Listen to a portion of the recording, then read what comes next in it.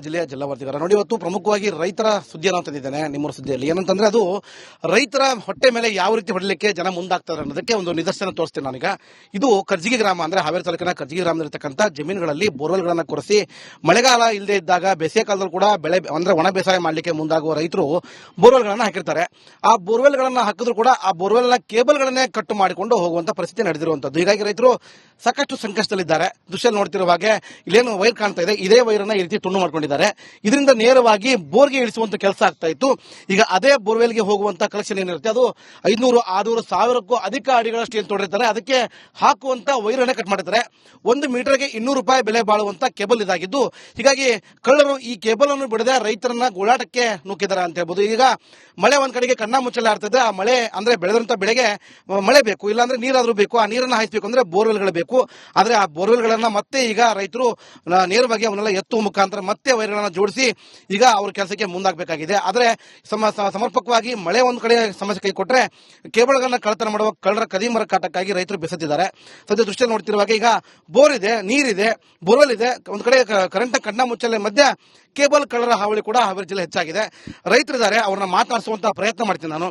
ಪ್ರಮುಖವಾಗಿ ಎಷ್ಟು ಜಮೀನುಗಳಲ್ಲಿ ಈ ರೀತಿ ಕಳ್ಳತನ ಮಾಡಿದ್ರು ಸರ್? ಈಗ ಒಂದು 26-27 ಇದ್ರಾಗ ಜಮೀನಾಗಿ ಪೈಪ್ ಕಳವು ಮಾಡೋದು, ಕೇಬಲ್ ಕಳವು ಮಾಡೋದು, ಇದೊಂದು ನಿರಂತರ ಜಾಲನ ಐತ್ರಿ. ಇದು ಪೊಲೀಸ್ ಇದ್ರ ಬಗ್ಗೆ ಯಾವ್ದು ಲಕ್ಷ್ಯ ವಹಿಸಲ್ಲ.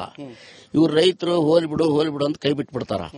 ಅವರು ಸ್ಟೇಷನ್ ಮಟ್ಟ ಹೋಗಲ್ಲ. ಈ ಸರಿ ಭಯಂಕರ ನೋವಾಗಿದ್ದಕ್ಕೆ ಎಲ್ಲ 27 ರೈತರು ಹೋಗಿ ಕಂಪ್ಲೇಂಟ್ ಕೊಟ್ಟು ಬಂದಾರ. ಪೊಲೀಸರಂತೂ ಯಾವ್ದು ಅವ್ರು ಹಿಡಿಯೋದಿಲ್ಲ ಅಂತ ಅವ್ರಿಗೆ ಭರಾಸೆ ಐತಿ. ರೈತರಿಗೆ ನೋಡಕ್ಕೂ ಬಂದಿಲ್ಲ, ಇಲ್ಲಿಗೆ ಬಂದಿಲ್ಲ, ಅವ್ರು ಬರೋದಿಲ್ಲ, ಹಿಡಿಯೋದಿಲ್ಲ ಅನ್ನೋದು ಒಂದು ಭರಾಸೆ ಇರೋದಕ್ಕೆ ಯಾರು ಪೊಲೀಸ್ ಸ್ಟೇಷನ್ಗೆ ಹೋಗಿಲ್ಲ.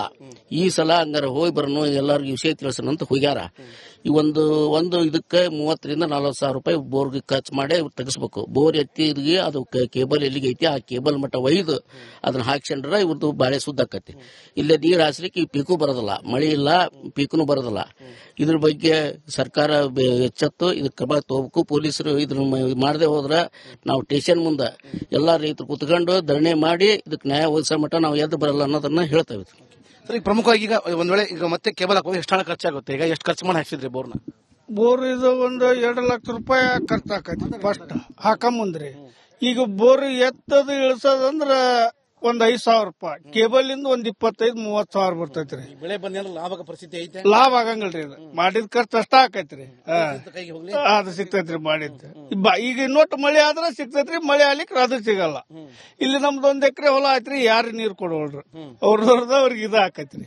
ಇದೊಂದ್ ಬೆಳಿತೈತ್ರಿ. ಇಲ್ಲಾಂದ್ರಿ ಇಲ್ಲ ರೋಟರ್ ರೆಡಿ ಮಾಡ್ಬೇಕಾದ್ರೆ 1,000 ರೂಪಾಯಿ ಖರ್ಚು ಮಾಡಲೇಬೇಕು. ಜಾಸ್ತಿ ಬೇಕ್ರಿ, 1,000 ಅಲ್ಲ, ಇದಕ್ಕೊಂದು 15,000-20,000 ರೂಪಾಯಿ ಬೇಕ್ರಿ. ಈಗ ಎತ್ತೋದು ಇಳಿಸೋದು ಕೇಬಲ್ ಜೋಡಿಸೋದಂದ್ರೆ ಅಂದ್ರೆ ಮೀಟರ್ಗೆ 200 ರೂಪಾಯಿ ಅಂತೆ. ಸಾವಿರಾರು ಮೀಟರ್ಗಳನ್ನ ಏನು ಬೋರ್ವೆಲ್ ಅಲ್ಲಿ ಇಳಿಸಿರ್ತಾರೆ, ಆ ಕೇಬಲ್ಗಳನ್ನೇ ಕಳ್ಳರು ನಿಧಾನವಾಗಿ ಎತ್ಕೊಂಡು ಅಷ್ಟನ್ನು ಕಳ್ಳತನ ಮಾಡ್ಕೊಂಡಿದ್ದಾರೆ. ಸರಿಸುಮಾರು 26-27 ಜನರ ಜಮೀನಲ್ಲಿ ಇರ್ತಕ್ಕಂಥ ಬೋರ್ವೆಲ್ ಕೇಬಲ್ಗಳನ್ನೇ ಹೊತ್ತು ಹೋಗಿದ್ದಾರೆ ಅಂತ ಹೇಳ್ಬೋದು. ಈಗ ಕಷ್ಟ ಆಗ್ತಾ ಇದೆ. ಒಂದ್ ಕಡೆ ಮಳೆನೂ ಇಲ್ಲ, ಬೆಳೆನೂ ಅಷ್ಟು ಕಷ್ಟ ಇರುವಂತದ್ದು. ಅದಾದ್ರೂ ಕೂಡ ಲಾಭ ಆಗೋದು ಕಷ್ಟ. ಇದು ಹಣ ಹಾಕೋದ್ರೆ ಹೇಗೆ ಅನ್ನೋ ಮಾತನ್ನ ಇಲ್ಲಿ ರೈತರು ಹೇಳ್ತಾ ಇದ್ದಾರೆ. ಇನ್ನಾದ್ರೂ ಎಚ್ಚೆತ್ತ ಪೊಲೀಸ್ ಅಧಿಕಾರಿಗಳು ಇತ್ತ ಕಡೆ ಗಮನ ಹರಿಸಿ ಕಳ್ಳರನ್ನ ಹಿಡಿದು ರೈತರಿಗೆ ನ್ಯಾಯ ಕೊಡಿಸಬೇಕು ಅನ್ನೋದು ನಮ್ಮ ಆಸೆ ಅಂತ ಹೇಳ್ಬೋದು.